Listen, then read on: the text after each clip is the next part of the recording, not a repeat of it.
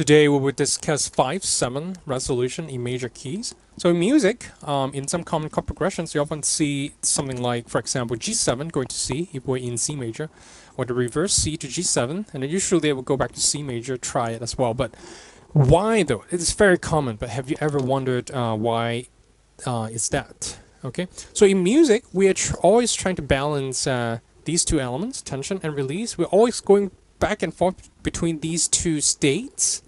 So imagine if you have a piece of music that only has a C major triad, that won't be very interesting. Likewise, if you have a piece of music that only has a G7 chord, that's not going to sound very pleasant either. Okay, so let's take a look at the details. For example, let's look at the C major scale again. So make sure you have reviewed major scale tone tendency before you move on. Okay, so some of the actually a lot of the stuff that we'll talk about in the next few minutes will be based on that video. Anyway, this is also a quick recap of that video as well.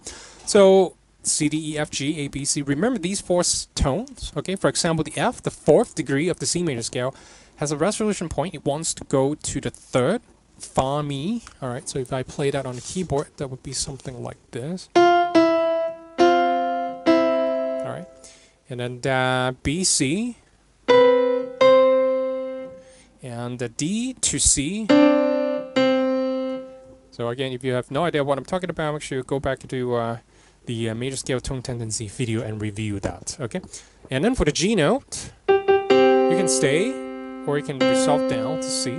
Alright, so what if I take out these four notes?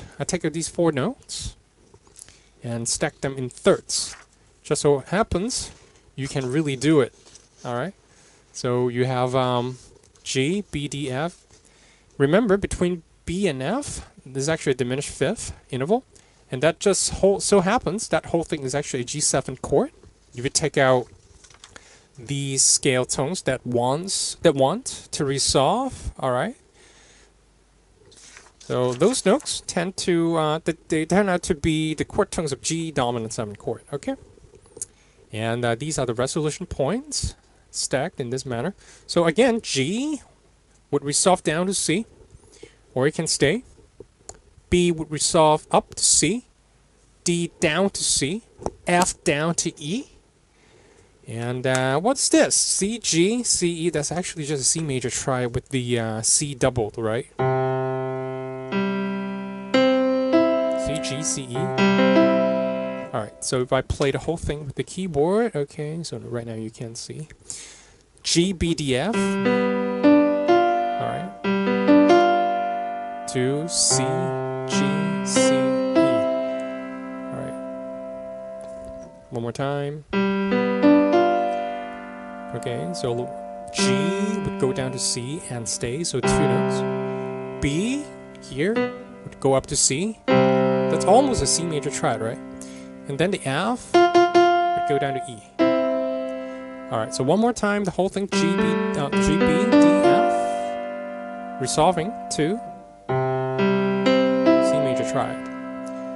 So that's one of the most common way to create tension and release in music, going from the 1 chord, which is a stable sounding chord, to a G7, which is a really dissonant sounding chord, because of the interval here, the diminished fifth interval between B and F. Alright, G7 to C is a very strong resolution. Again, in music, we're always trying to create tension and release. We're always going back and forth between these two states.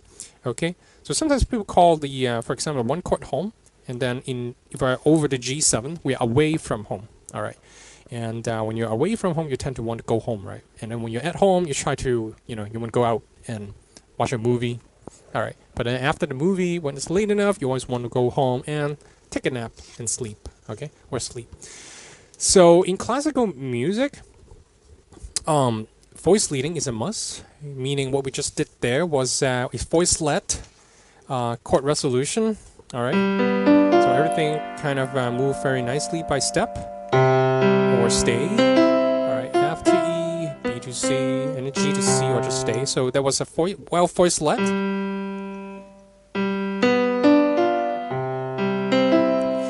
And in jazz, rock, or blues, sometimes we do not worry about voice leading as much. We don't worry about voice leading as much. So we just play them as stacks or use shout voicing.